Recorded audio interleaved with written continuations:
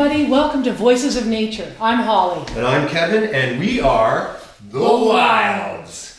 And we have our rock choir here with us today. As you can see, there's me, there's Holly, there's our rock choir, actually made of little rocks, and they do rock.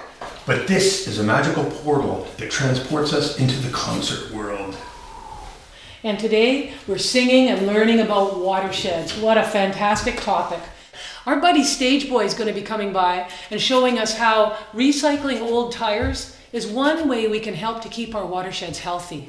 And we'll have a visit from our good friend Harrison Lincoln, all the way over from England, and he's going to be talking about the watershed where he lives. When we do our Voices of Nature concerts, we always ask kids to write about the songs, what they think people can do to help. So we're going to go now to Tricia in a concert we did with Garneau School in Edmonton. Hi, I'm Tricia. This is planet Earth. We live here, which means we need to take care for it. If we don't, we're gonna be extinct.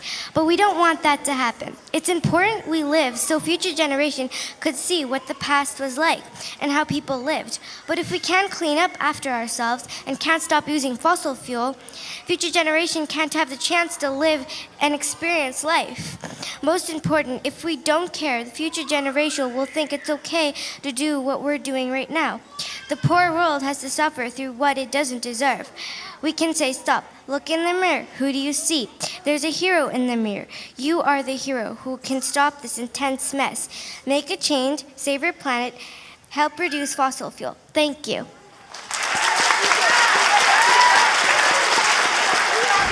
Thank you, Tricia. That was great. Now we're going to sing the Watershed Song, and it mentions these beautiful rivers in Alberta, the Spirit, Snake Indian, Vermilion, and Bow rivers. And it also mentions the glaciers way up high in the Rocky Mountains that feed those rivers. So come on, join us, follow the words, and let's sing the Watershed Song.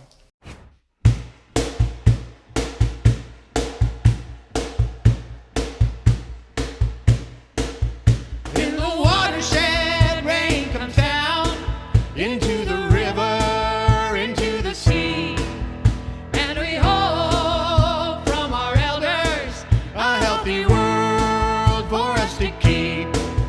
Wow.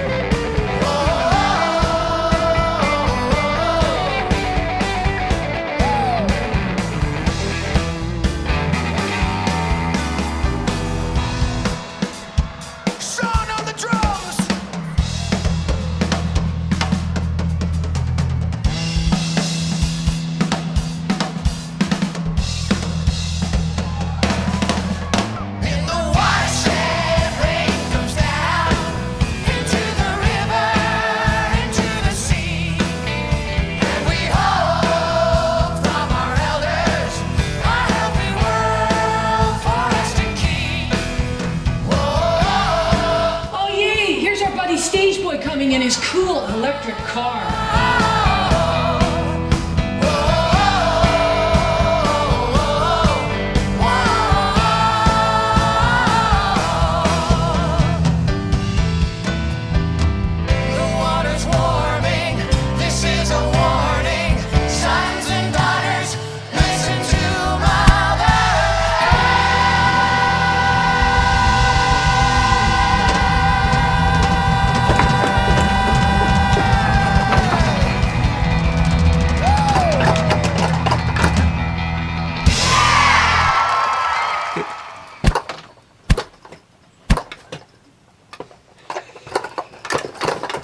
Stage boy. Hey kids, what's cooking? Hey, Stage Boy, today we're singing and learning about watersheds. Watershed? What's that? You mean like, do you keep water in that shed over there? No, stage boy, we don't keep water in that shed. Come over here, we'll show you. Okay. Let's take a look in the Watershed Handbook. Cool. So, you see, a watershed, it's a drainage basin made up of all the high points of land that shed the water into the same watercourse, which is just another name for a river, the same watercourse. When the clouds drop their precipitation as rain, it runs down the side of the slopes, into the little streams, into the lake, the wetlands, into the river, which eventually flows out to the ocean. When the clouds drop their precipitation as snow onto the mountaintops, it gets compressed into ice and it forms glaciers, which are like nature's piggy banks. They hold water and release it slowly into the watershed. A healthy watershed means water is being released slowly. Not only that, the water will seep down underground into the soil through percolation, and it accumulates in underground aquifers or pools that also eventually make their way into the river. And finally, all the plants, all the animals, including you and me, we're part of the watershed too. We're holding the water. And those are the working parts of a healthy watershed. But I don't get it. Why does the water go down into the river? That's a good question, stage boy, but I think we need an expert to help us understand a little bit more. Let's use the watershed mind trick, see if we can summon one. Good idea. Here we go, join us at home.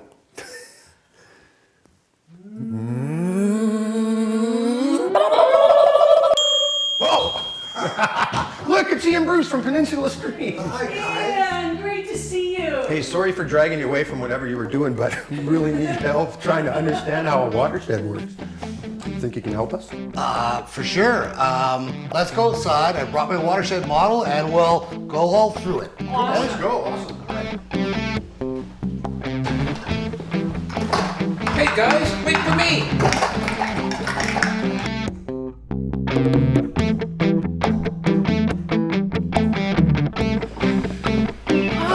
The great outdoors! Yay, the great outdoors!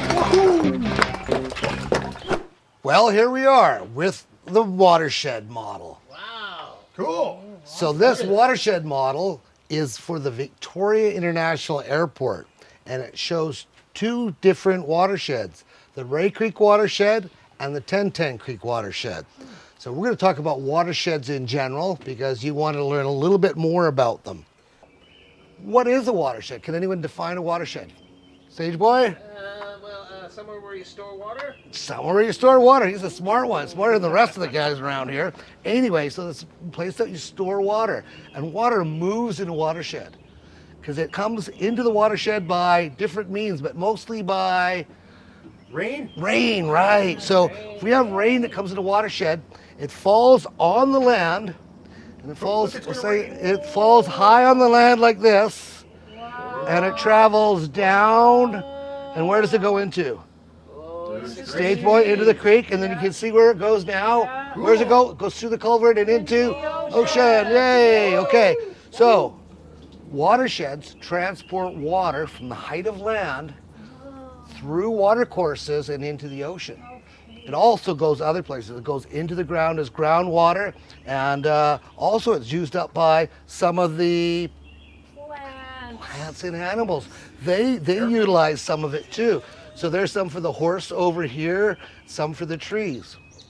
Now Now there's a force of nature that's driving that downward flow. Can anyone tell me that? Stage boy. Gravity! Gravity! Boy, this is a smart kid, I tell you. Okay, gravity. We see the water go off the land, into the stream, and then into the ocean. And that happens with watersheds all over the world. Watersheds can be very, very big, like the Fraser River, or they can be very, very small, like just this backyard here. So they come in all different sizes. Now, we've talked about water flows through a watershed. It can be stored in a watershed. It can go underground. And it's also, what would these plants do with it? Eat it. Well, they would actually absorb it. So the plants and the animals would use some of the water up. But you know what? There's going to be some water that's left. And if that water's left here, what's going to happen to it in the sun?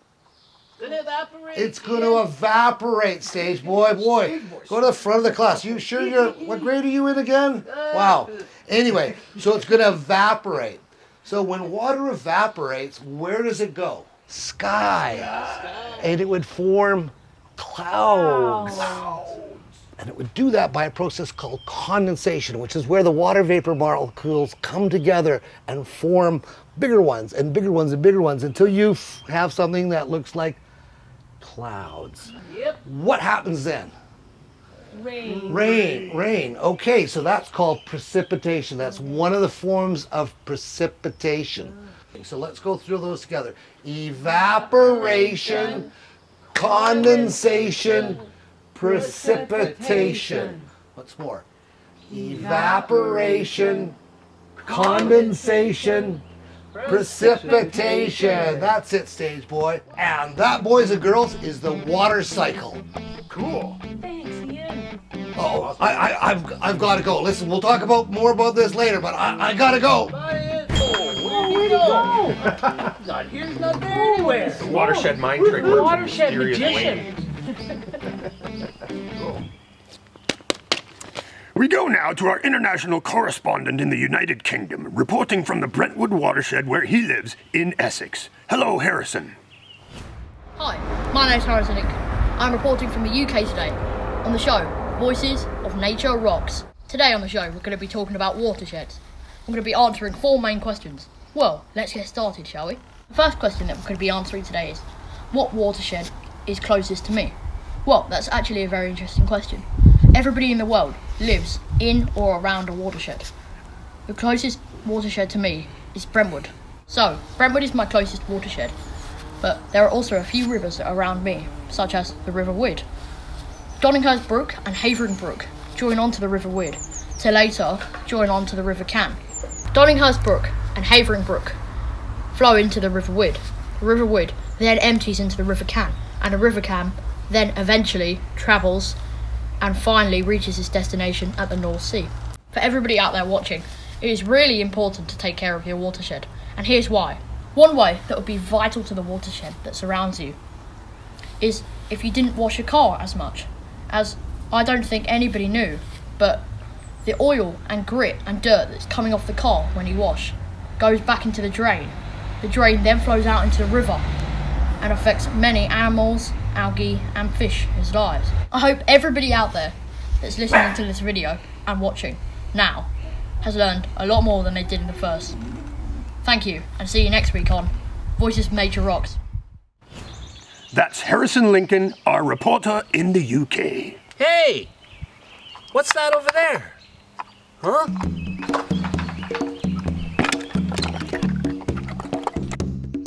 Hey, what are these tires doing here? They don't belong here. Why, oh dear. Let's get rid of these things, what say? That's right, stage boy. This forest is habitat for all kinds of plants and animals. It's their home. Dumping old tires here just puts litter in the forest. It could damage this habitat and the watershed. Tires can be recycled and made into useful new products. First, they get turned into crumb rubber, and then made into things like surfaces for playgrounds and running tracks. Hey, let's get these things out of here. Come on, let's get our gloves. Get the gloves, let's go. Right on.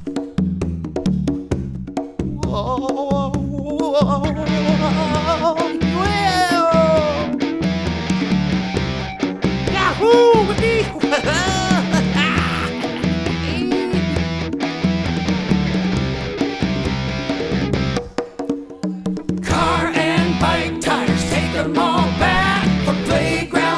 surfaces and running tracks.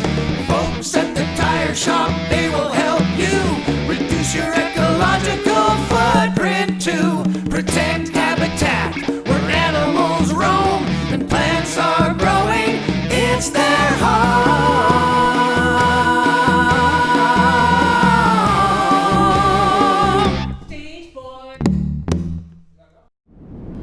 It's really easy to recycle your tires. When you buy new ones, just leave them at the retailer. Or you can visit the Recyclopedia website to find a location near you that will take back tires at any time of year. And when you go there, remember, always be polite. Bye. Yee.